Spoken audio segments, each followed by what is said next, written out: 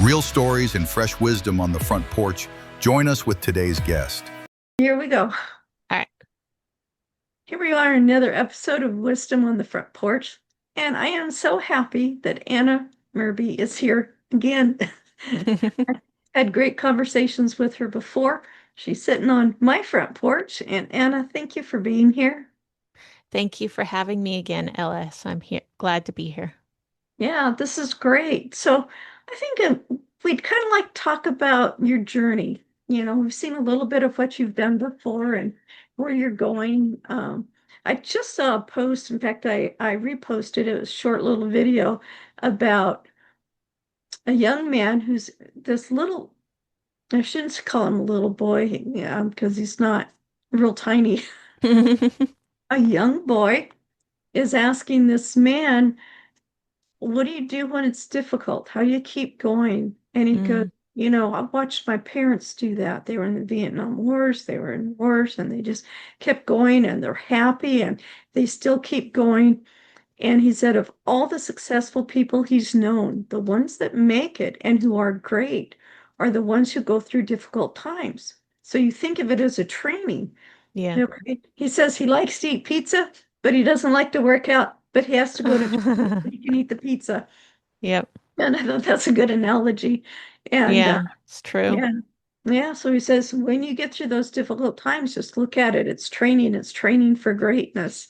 So let's talk about what you've got going on and how your journey has been. Well, it's been a bumpy ride. As far as my writing stuff, it hasn't been taking off the way I would like, which is okay with me because I never really wanted to be a super successful, big time author. Of course, I would love that, but I just love writing just to write. Yeah. So it's kind of taken a back seat, I guess, to the podcast that I've been working on. I did take a break during the summer for the podcast, so I've been spending more time with family because I've been noticing that that is something that I have been neglecting is my duties as a mom and a stay-at-home wife and everything. So I need to work on balancing everything more, which is what I've been working on during the summertime. But I do still write just whenever I feel the inspiration to. Some days I could write all day, other days it's just a little bit, and then I go do something else.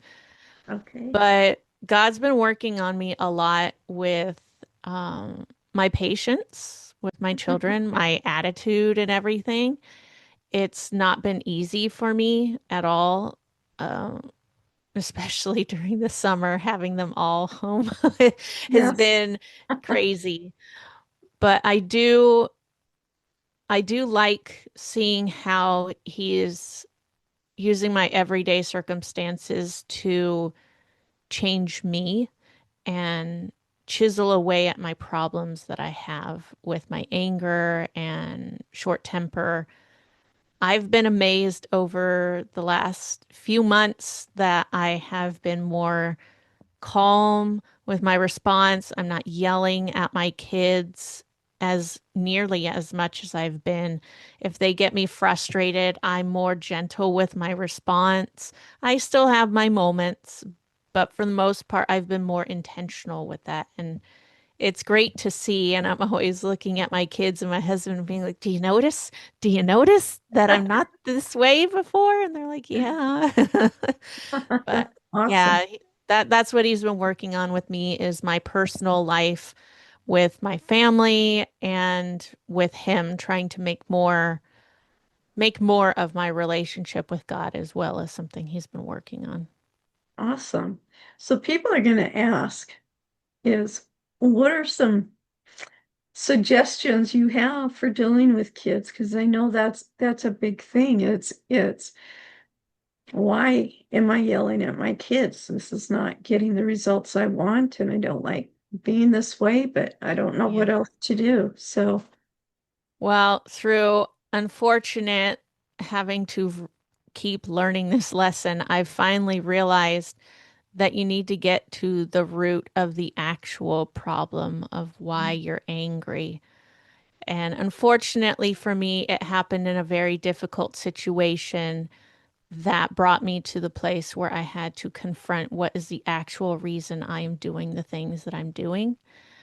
But I did confront it, I did repent of it, and I've been working through that. And since I've been doing that, I've been doing a lot better. I've been more Awesome. aware of the times when I get frustrated and I have to make a choice. It's a choice you make. Yes. I'm always telling my kids, your brother or your sister can't make you do these things. And a few times they've had to call me out and say, well, you say this all the time, and you just said this, and it hurts, but you have to be respectful enough to them to accept the criticism they're giving you because God is speaking through them to you, telling you what you need to hear that, hey, if you're going to tell them to do this, you better be doing it as well. And I've been more intentional with that. So that's what I would probably tell people is find the root cause of why you're acting this way, repent of it, do what you can to fix that, and then allow God to do the rest. And then Yes. you're going to have to make daily choices, and it's not going to be easy at all. You might make mistakes. You need to allow yourself grace for that, but get back up and keep doing better. Yes. Yeah. Very, very wise advice. Mm. Thank you for that. So you've got your podcast, you've got your books. What is your podcast for those who may not know? Honest Christian conversations. Okay. And what are those conversations usually entail? It depends on the guest or the season because I do seasons with it. Sometimes I'm doing deep dives into problematic things that Christians believe in, trying to raise awareness to what is or isn't biblical. And then there's other seasons of it where I will have a guest on and we'll just discuss their testimony. We'll go in depth. I'll ask honest questions about, whatever it is that they're discussing.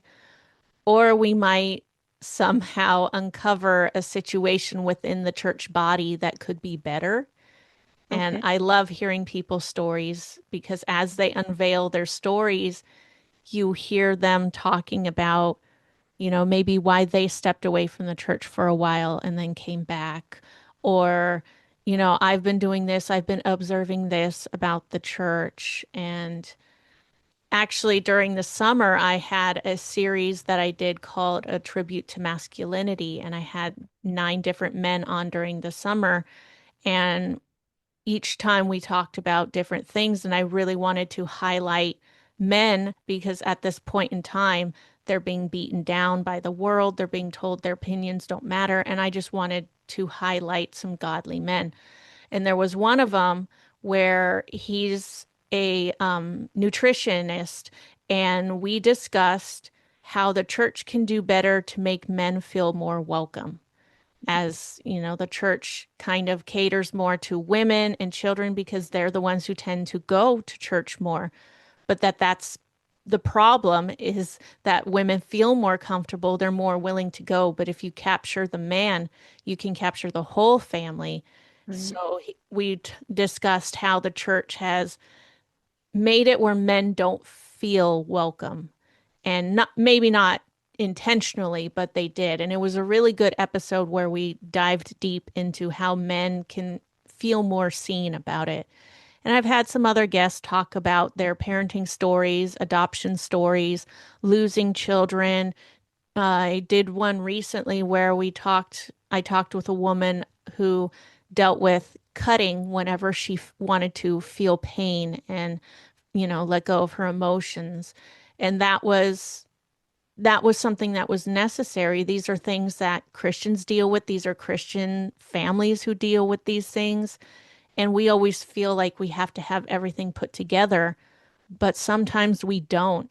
And I wanted to create a space where people feel more comfortable to let all that out and know that they're not going to be judged for it.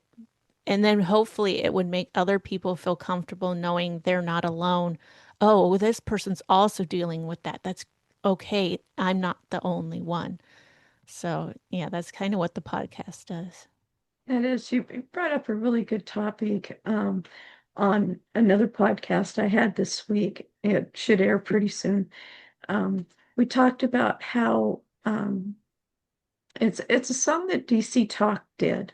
It Mhm. talks about how what really ruins church or Christianity for people is when they see people who claim to be Christians, but they don't act any different than anybody else. Mhm. There's not that separateness there. Yeah. And a lot of I've noticed in all the different churches that I've been in, because we move a lot, um, still do, kind of surprised.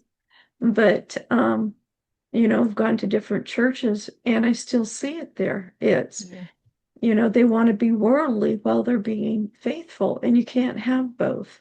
Yeah. What does the Bible say? You can't serve two masters. You're going to serve one or the other. Yeah. It's like you can't be happy and angry at the same time. It just doesn't work. Yeah. You know, which Yeah. which wolf are you going to feed? Yeah. But it's yeah, and we need to set ourselves apart. But I think what happened is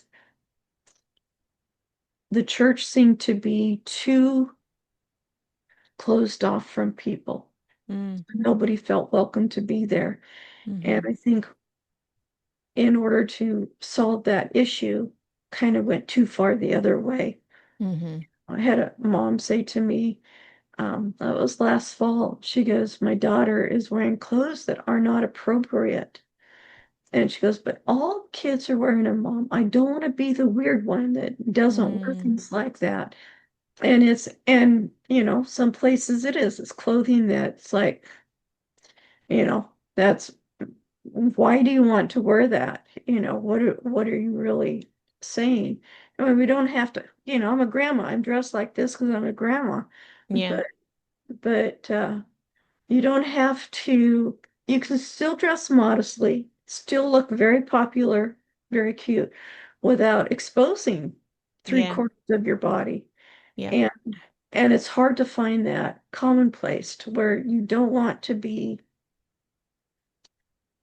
labeled the weird one. You don't want to be labeled the stuck up one. You don't want to be labeled the one that is no fun type things Mhm. like that. Yeah. And and that whole thing can be very dangerous. I mean, I got caught up in it when I was young. I was tired of being different, tired of not being a part of what everybody seemed like they were having fun. I found out later it really wasn't fun. Yeah. It Yeah. was I a was the weird same way to way. live. Yeah, yeah. And um, you know, I wouldn't wear a two-piece swimming suit now, but I wore one before, but you can wear 'em modestly. Yeah. Yeah.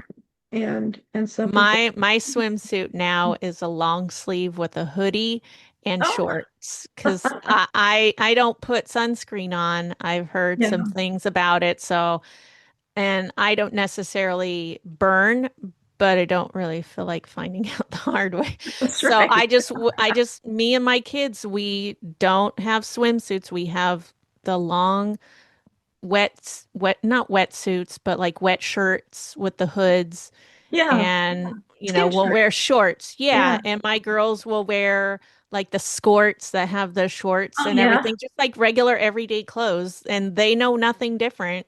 And Yeah. I see kids all the time wearing two pieces, little kids, and I'm like, you don't need to wear that. So Yeah. yeah, I resonate with that as well because I have an 18-year-old and I have a 13-year-old right now, and then I have a 9-year-old, a 5-year-old, almost 6-year-old, and a 2-year-old. So I've got them all. I've been Yeah. there. My oldest doesn't dress as modestly as I'd like, but she's an adult now. What am I going to do at that point? My 13-year-old is my son, and I don't really have any problems with that. It seems like he wears the same thing all the time because he's got like the same white shirt. So it's funny. But my girls love wearing dresses. My little girls, they love wearing Oh, dresses. nice. And I always tell them if you're going to wear a dress or you're going to wear a skirt, you got to put shorts under it. And they always ask me why. I'm like, because you're little kids, and if you flip around, people don't need to see your stuff under there. At least Right. wear shorts. So yeah, you can dress more modest and still look very beautiful, still look Yeah, appealing to the men who are looking for that at if you're the right age to be checking that out. But we aren't seeing our we aren't seeing that in culture. And I think that's why, especially a lot of the teens are feeling, well, I don't want to be the weirdo if I'm not wearing what this pop star is wearing. And it's like, well, right, I don't think you will be the weirdo. You're going to stand out because you're different. But secretly, I think a lot of people would respect that more and be intrigued to want to see that person more and find out why they right. don't want to conform to everybody else. You stand out more, yes, but I think you stand out in a better way. And I didn't always think that way because I didn't want to. Yeah, it's like nobody wants to, especially when you're a teenager. You don't want to stick out like a sore thumb. You don't want people Right. to draw a bad attention to you. As you get older, you start realizing their attention, it didn't even matter anyways. But as a teenager, they want to be like everybody else because it's safe, it's comfortable, and they don't have to make waves. Right. But you can't be like that when you call yourself a Christian, like you said.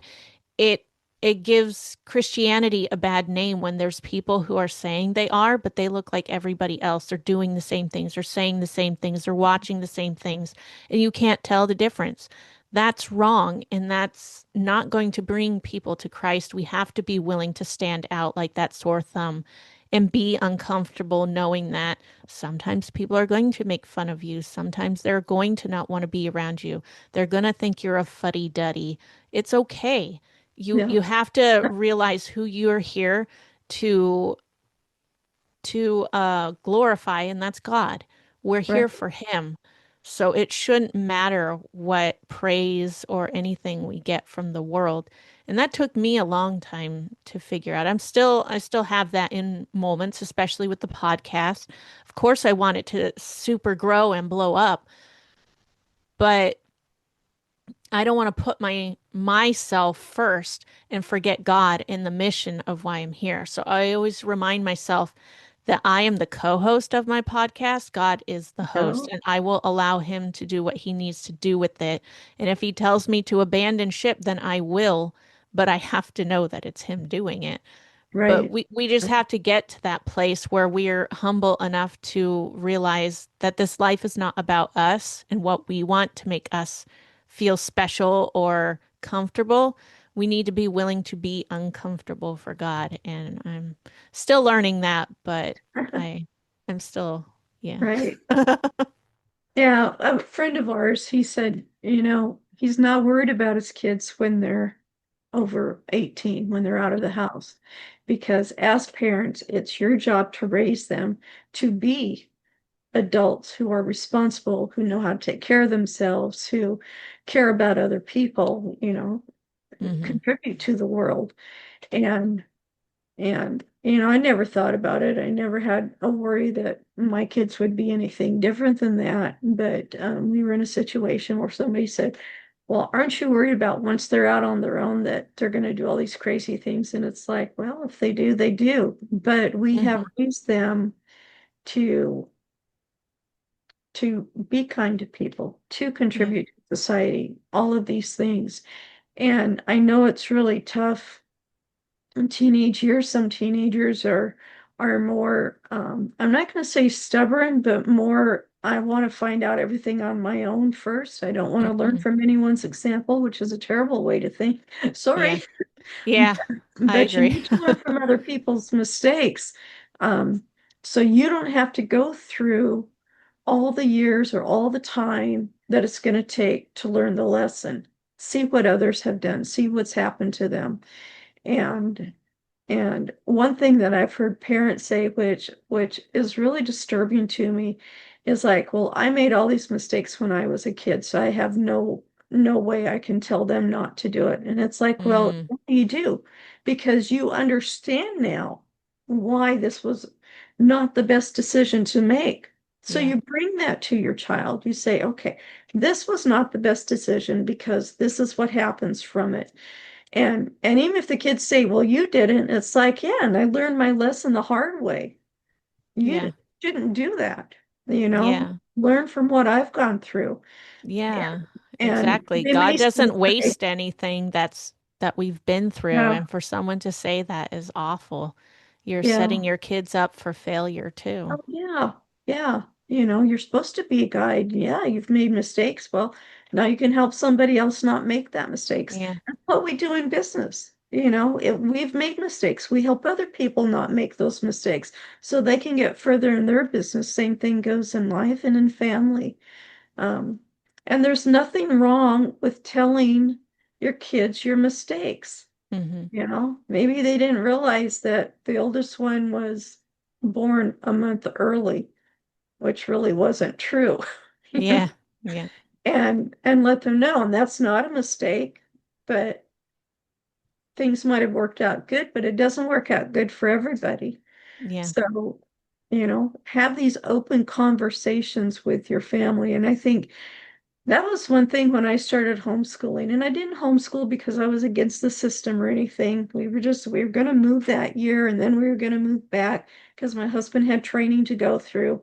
And it was the schools that say homeschool your kids for the year because they're either going to be too far ahead or too far behind when they go to that place or when they come back here. So Hmm. just homeschool them for the year. And we did. And it was like, there were so many benefits to doing that. Yeah. Uh, it was just amazing. And so we kept on homeschooling. And it was great because we would have these conversations that otherwise would not have been available to us. Because Hmm. when your kids are in public school, and I'm not saying anything wrong about public schools, private schools, anything like that, but when your kids are there, what is it, however many hours out of the day, how many hours are you working? How many hours do you actually spend with your kids? Because then they've got homework or they have after school Yeah. activities. And dinner is quick, it's in the car, it's fast food or whatever. How much time do you actually get to spend to get to know your kids? And Hmm. that was something that we discovered homeschooling was they would ask us questions that wouldn't have ever come up otherwise. Yeah. Yeah, it was just amazing. And I know homeschooling is not for everybody, and that's okay. You do what you feel is right for you and your family. For us, I was surprised. I was surprised at so many benefits. Hmm. And my son, who was actually 3 years behind his grade level in math, he thought it was because he was stupid. It took me about 3 years to convince him that he was not stupid. He just had Hmm. not had the training that he needed. And, Hmm. and so we were able to catch him up. We were able to get the others further ahead or where they needed to be. Yeah, it was pretty amazing. Like I said, it's not for everybody, and that's okay. And we did private schools for a while and saw how that went. And it just ended up, and they all were able to go to college. There wasn't ever a problem not getting into college. And some went on to the military, but they're all have kids and Hmm. living their lives and being great adults. I'm very proud of each one of them for what they've accomplished in their lives and where they are and how they're raising their kids. So I Yeah. did okay. There was a lot of mistakes along the way, Yeah. but they're Learning amazing moments. people. Yeah, learning moments. What it was we said earlier, it's that trainings, those Yeah. training sessions. Yeah. Yep. The real growth is in the difficult times, but Yeah, exactly.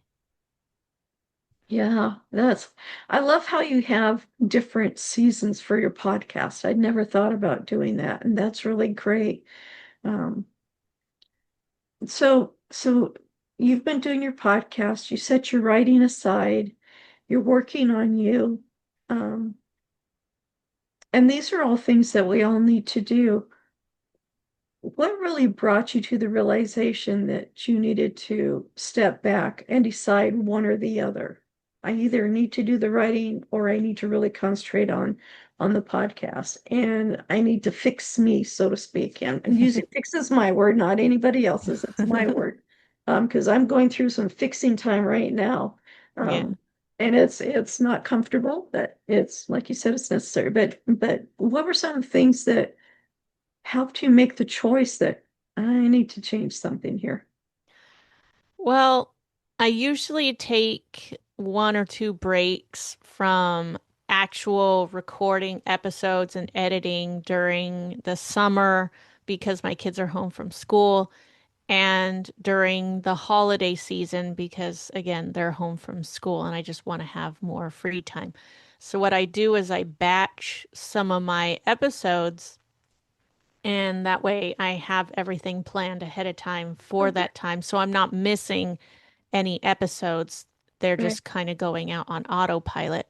So during those times when I have those breaks, that's when my brain is more relaxed to a point where I don't have to really worry too much about podcasting.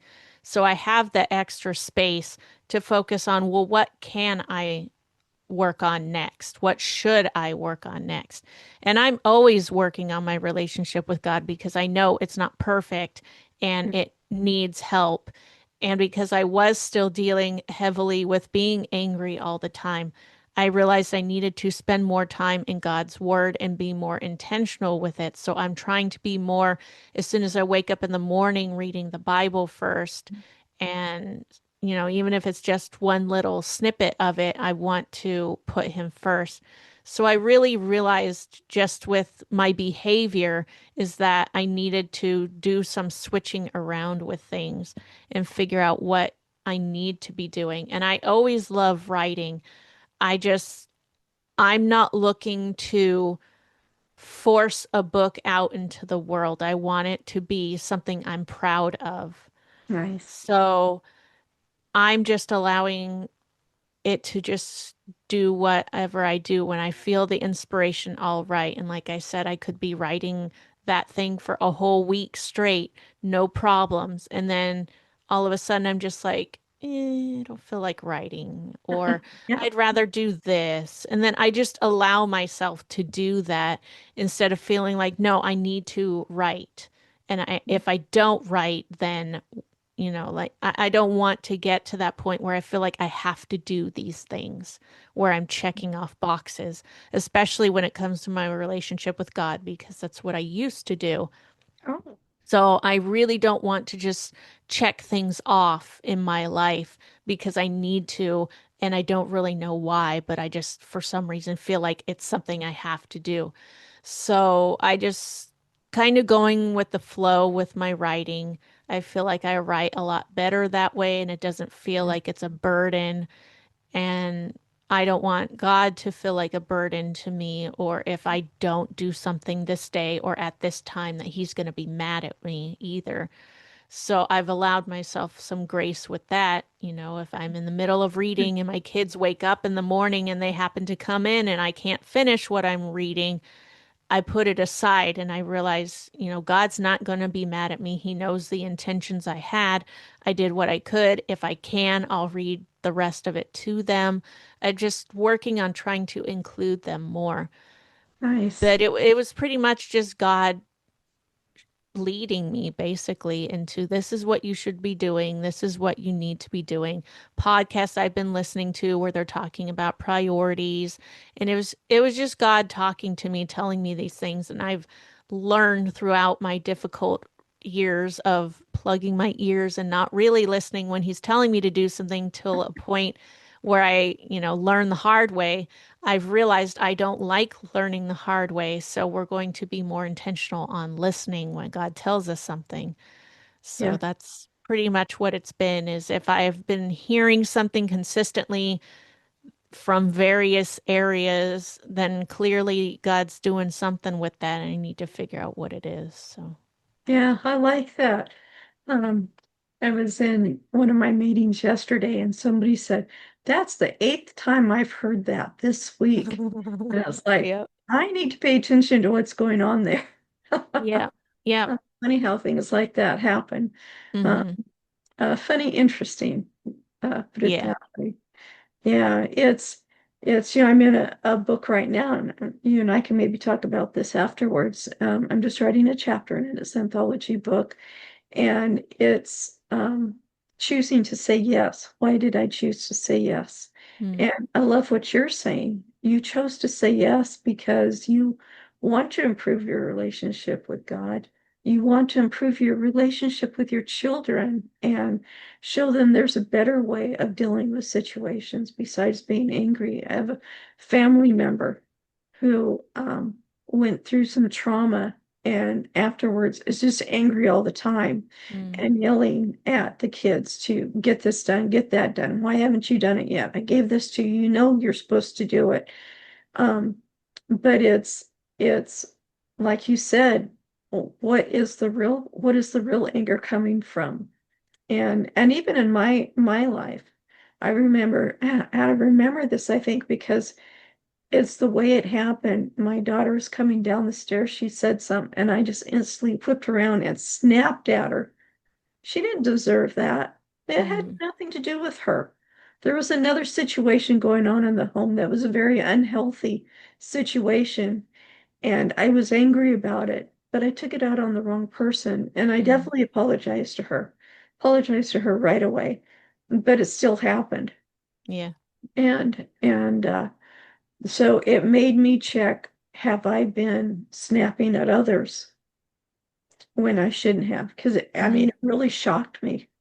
I think that's why I remembered it. It shocked me, I think, just as much as it did her. It's like, whoa, where did that come from? And Yeah. everybody in the home at where the situation is like, whoa, where did that come from? What happened? Um, but it's because it was something totally different. And she just happened to be the trigger that set it off, and it wasn't her fault. Yeah. So one thing, yes, apologize to your kids when you make a mistake. Let them Yep. know it was a mistake Yep. and let them know you're doing better and try to do better. And if you're apologizing all the time to your kids, don't do that either. Because then it doesn't mean anything. You're apologizing, yeah, so what? You're just going to do it again. Make Mm. your apology mean something and try your best to not do it again. But our kids learn that tough situations are tough situations, and it takes time to grow. It takes time to learn. It takes time to change from what was normal, so to speak, to this new person you want to be. And Yeah. they'll see that. So when they go through a situation, they're going to realize, wait a minute, I either don't want to be in that, so it takes all this time to make the change, or two, I'm in the situation. I know I can get through it because I watched mom go through it, or I watched dad go through it, or I watched Mm-hmm. brother, sister go through it. And I saw that it took time and but they did it. They were able to do it. So it's sometimes it's hard lessons that others have to see those training sessions you're going through, so they can choose not to be in that situation again. Yeah. Yeah. I agree. Yeah, it's tough being a parent. Yes, it is. Tough being married and it's tough being a Yep. parent. You have all of these people with these dynamics, and everybody brings something different with them. And you think, well, how can your kids bring something different? Well, they're new in this world. They're learning Mm-hmm. things along the way. They see things that other people have done or that are doing, and they want to figure out their place in the world and how it all fits. So you have Yeah. all different dynamics going on all the time, which can be absolutely wonderful. At times it can be very stressful, but it can Yep. be wonderful. And as adults, as parents, sometimes I see that the parents are so busy fighting with each other over who's right, who was raised this way, who was raised that way, which is right, that they actually forget the kids. They forget Mm. the lesson they were trying to teach them. So, as parents, we need to talk about our growing up situations, why our life Yeah. is different. Why, when you say, I don't know, French toast, you make it this way, but I always grew up with it like this, or homemade chili with all of the tomatoes and everything in it, and yours always came out of a can. Yeah. Um, those are just simple references, I guess. But it brings to the point that there's a lot of differences that you need to talk about and see Hmm. what you want to do. Yeah. I see that with marriages who have two different religions. Well, I was raised this way. I was raised this way. And sometimes it's like, oh, you were raised that way. Okay, you raise the kids that way just because you want to. But then there's things that happen and it's like, no, that shouldn't happen, you know. So you need to talk about it, see Yeah. what you really want to do. Um, and and it is, Yeah. those those training days are gonna come. Sometimes they're gonna be more difficult than others. Yep. Really, Yep. thank you for your vulnerability and for Yeah. opening up to us and sharing. Because that can be tough too. That how beautiful to watch you go through this, to see the lessons that you're learning and that you're able to share with others and that you're trying, Yeah. you're making the effort. And sometimes I go like, well, who are you now? I know who you used to be, and I know if I push this button, what you would do, but the button doesn't work anymore. So now what do Yeah. I do? Yeah. Yeah. It's a fun journey to see how God's brought me from where I was even earlier this year. So, Yeah. Oh, that's awesome. That's awesome. So what do you have going on in the future? Do you have any plans further down the road? um, well, the podcast, God willing, will have season 6 starting in January. So, I plan on doing something fairly different from what I've been doing, kind of mashing up of every type of style I've done so far, I guess, with the episodes and seasons, but I'm still trying to figure it out. So there's yeah. that. And then I have a few books I've been working on. I just don't have any that I would consider very close to being done Okay. because I'm still working on plot points with them and trying to iron them out more. And because I'm not just pushing pedal to the metal for just one, Right. I just write when I feel inspired to write one of them, and then I write what I do. And yeah, so I wouldn't say I have any of those coming out anytime soon unless God works a miracle there. All right. That's all right.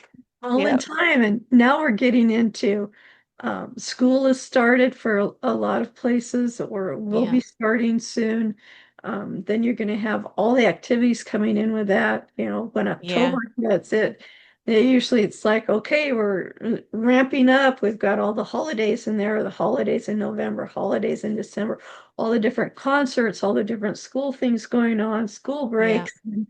And so don't stress about it. In fact, just to let you know, and this is not, showboating me or anything, but I want to know there is a tool on my website. I think it's under free. It's surviving the holidays. Oh, Yeah, nice. and blended families together. And it came from my other podcast, Value and You, that I did with Inspired Choices Network. And Nice. it was great to be able to put that together because with blended families, you have so many different things, so many people Yep. calling you different ways.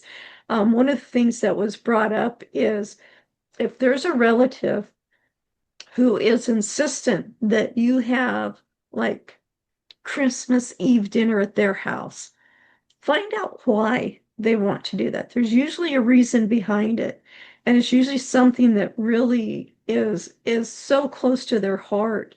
But find out Hmm. why they want to do that. Um, and then if it aligns with your family, what you've got going on, you can work around that. It's really some great suggestions on how to set out all the holidays with all the different family members. Maybe you alternate holidays with the other spouse and what you can do on that and still make sure you've got time for your own family, even though we're not celebrating Christmas Day together. Let's have our own Christmas Day, before or maybe after. It was Yeah. great in my family because once everybody started getting married and we had all the grandkids and then they want to spend this holiday with that relative or that grandma or whatever is my husband and I celebrated Three Kings Day. Hmm. And so they could all have Christmas with whoever, but we got Three Kings stay with us. And so that was fun because we could set up things. And when they were little, we set out shoe boxes with carrots and hay and bowls of water, and we'd set out apples and things for the wise men, and the camels had their stuff. And then the kids were peeking out the window because we had this huge ranch porch, Nice. so That's peek funny. out there and see what was going on. And then as soon as they'd go to sleep, we'd go out and stir up things, break up the carrots, take a few away and whatnot. So they'd come out, oh, they've been there. And then they each got three gifts. There was never tons of gifts. They got a small gift, a medium gift, and a large gift. And so, depending on what you put in each of them. I mean, Yeah. sometimes you had a big, huge box that dwindled down to a smaller box. But, but it was also kind of cool because things that they expected to get for Christmas and they didn't get, if it was still available and if it was something that, aligned with what we wanted to share with them and was good for them, not something that's gonna just be used once and then tossed away. We could get it for them for Three Kings Day, Yeah. but I also would get presents throughout the year, so you always have something Yeah, to that's what we make do and for our anniversaries. birthdays and Christmas. Oh We just go to yeah. like Goodwills or something, yard sales, and just start Oh, collecting. I was just thinking about that today because I'm going through these 7 years of everything being boxed up, and as I'm unboxing things, it's like grandkids aren't that young anymore, but we had, oh gosh, when we were in Oregon, we had of about five, six different families in our home, not always at the same time, but at different times. And so things accumulate and you buy more dishes. So everybody's got stuff. And when they come over, and now it's my husband and I, and it's like some of this stuff is brand new, or some Hmm. of it was only used once or twice. And it's like, I don't want to just throw it away. Maybe somebody Yeah. else can use it because I remember what it was like when it was just me and the kids, and you had to be very, very conscious of how you used your finances, or Yeah. when as a family we were starting out, and you didn't always have things. I know now we've got Amazon, all these places that weren't available then, Yeah. but sometimes there's things you find at garage sales or a secondhand store that you won't find on Amazon, and they're Yeah. unique and amazing. So that's always great too. Yeah. But yeah, yeah, it's good to do that. I'm surprised how much stuff we accumulated over our 30 years. Because there wasn't much that the kids and I had before that time, but it Hmm. was kind of like that freedom that, I don't have to pinch every penny. Yeah. I can use some ahead of time. Um, but yeah, but with five families coming in there, and then my mom, and when she passed away, and then stuff from her and my dad, Yeah. it all adds up. But yeah, it's kind of neat to go through it because you have all those memories that are going through it and Hmm. and whatnot.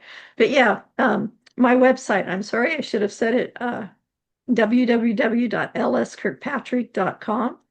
And on there I have, a free page, and it's on there: blended families, surviving the holidays, things you can do ahead of time. So it makes it enjoyable, with Yeah. all the stress you've got going on. You can plan things out and have it flexible enough that if you plan something but something else comes in, it's okay. We're going to get it covered. And you decide ahead of time what you're going to do with the holidays. And if your kids are old enough to help with a decision, let them make some decisions. Where do they Yeah. want to be this holiday season? What do they want to do? And you might be surprised what your kids will come up with. They may just want to spend it at home with you, and they Yeah. may not. That's why you talk and have a conversation. Yep. So, yeah, Anna, thank you so much for being here. Do you have any closing thoughts for our viewers and listeners? Um, just give yourself grace if you're having a bad day. Look deeply into what made the day bad. Mhm. my kids, when I take something away or say, no, you can't do this, or no, you can't have that, they always say, oh, my day's ruined. And I'm like, that doesn't make sense. Your day is blessed because God gave you breath. Yeah. Everything else that happens today is just a bonus from that. I said, you aren't owed anything in this life. So, Yeah. be grateful. And that's probably what I would say to everybody, including myself, is we need to Yes. remember to be grateful if we're alive today. Oh yeah. Giving giving thanks, being and being grateful isn't necessarily giving thanks, but it's like, wow, look what I am able to do. All the things that I was talking about, we've accumulated. Now I can share that with others. Look Hmm. what I'm able to give them that maybe they weren't able to do on their own. Yeah. And yeah, just being grateful that I woke up today and I can breathe and I'm here. Because sometimes even the little things we take for granted, like breathing, you know, there are some people who struggle with that every day. Yeah. Um, so that's true. So where can they find your podcast? And do you have a website for your books? Yes, you can find the podcast and the books at honestchristianconversations.com. Everything's Awesome. there. I got freebies, I've got the podcast, blogs, all of it. Oh, good, good. Now that's interesting. I know we're closing up, but you do a blog besides the podcast? Well, it's a blog of the podcast. So if someone's not really a podcast listener, but they're more of a reader, they can still read the gist of the conversation that we had to get an idea. And then if they want to check out the actual episode, there's usually a link in that. Oh, that's a great idea. I may Yeah. borrow that. Won't have to look right away, but I may borrow that. That's really Yeah. all right. Thank you, Anna, so much for being here, and thank you, our audience, for sitting here on my front porch today and sharing with us and being a part of the conversation. Remember, you can go to wisdomonthefrontporch.com. You can make suggestions. You can say, "Hey, I didn't really like this episode," or "Why don't you have an episode on this one?" Or "Wow, that was such a great episode. I loved. Let me know what you do like about it, because we want to give you more of what you enjoy and what you like." So we'll see you next time on Wisdom on the Front Porch. Thanks, Anna. Thank you. Thank you, my Front Porch friends and neighbors, for pulling up a chair with me and my guest today on Wisdom on the Front Porch. Now, if you've got value from this conversation, would you do me a favor? Leave a quick review, then share it with someone you know who could use some inspiration. It helps more friends find their seat on the porch. And hey, make sure you're subscribed so you never miss what's next. Until then, keep the porch light on for new wisdom every time you show up. Your seat's always here for you on the porch.